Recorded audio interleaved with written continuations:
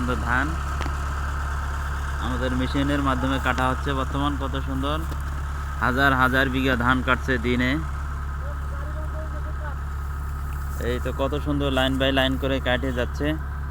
দেখেন কোনো ধানের ক্ষয়ক্ষতি নাই, কিছু নাই।